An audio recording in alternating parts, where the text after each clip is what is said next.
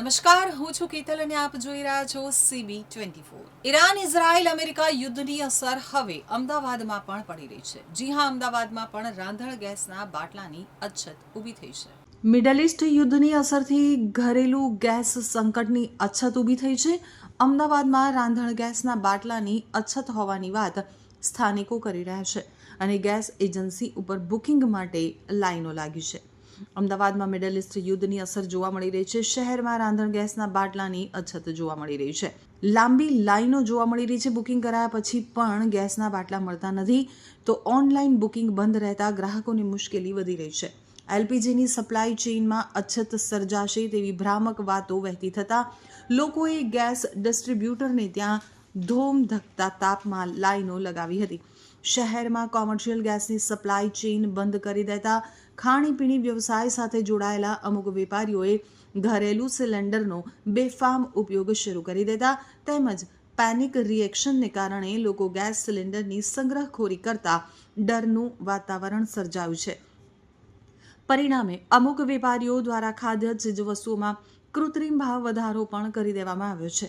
શહેરમાં ગેસ પુરવઠાની અનિશ્ચિતતા અને કોમર્શિયલ ગેસ સિલિન્ડરના વેચાણ ઉપર લાગેલા નિયંત્રણો વચ્ચે હવે ચાની લારીઓ અને નાના ફૂડ સ્ટોલ ઉપર ઘરેલું ગેસ સિલિન્ડરનો ઉપયોગ વધતો જોવા મળી રહ્યો છે।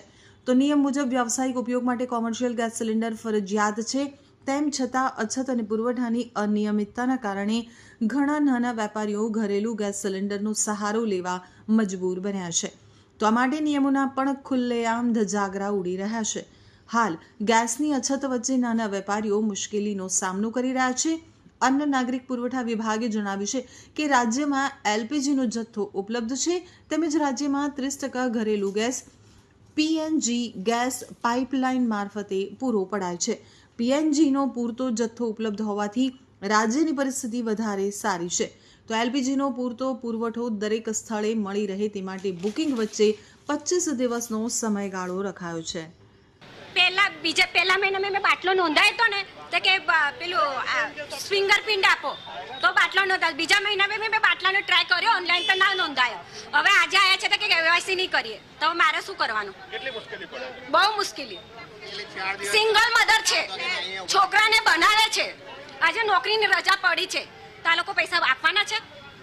હું સાહેબ છેલ્લા 6 દિવસથી અહીંયા આવું છું। હું પોતે કડિયા કામ કરું છું અને કડિયા કામ કરવા સવારે મારે 9 વાગ્યાનો ટાઈમ હોય નોકરી, હું અહીંયા 8 વાગે આવીને બેસી જાઉં છું સાહેબ। પણ આ લોકોનો જવાબ એવો છે કે ઓનલાઈન તમે બુકિંગ કરાવો। ઓનલાઈન એક 10 લાખની એપ્લિકેશન છે, એમાં તમે બુક કરો। હવે એ એપ્લિકેશન એકચ્યુઅલી હેડ થઈ ગઈ છે, એમાં બુકિંગ થતું નથી। અને આજે અમે લોકો અહીંયા 6 દિવસથી લાઈનમાં છીએ। આજે જો અમે લોકો ગેસનો બાટલો એક સિંગલ જ છે અમારે, હવે એ બાટલો નથી, છોકરાને ચા પાણી નાસ્તો કે રોજ બહારથી લાવી તો અમારી પાસે પેમેન્ટ કેટલું હોય? कल ओटीपी आया, अभी भी बाटला नहीं मिल रहा है। पहले बोले ओटीपी आएगा तभी मिलेगा, अभी नहीं मिल रहा। 5 दिन बाद आज भी आया, आज नहीं मिल रहा है। 5 दिन से बाटला नहीं है। बच्चे मेरे हैरान हो रहे हैं। बाहर से लाके खिला रही हूँ, कितने दिन तक खिलाऊंगी मैं?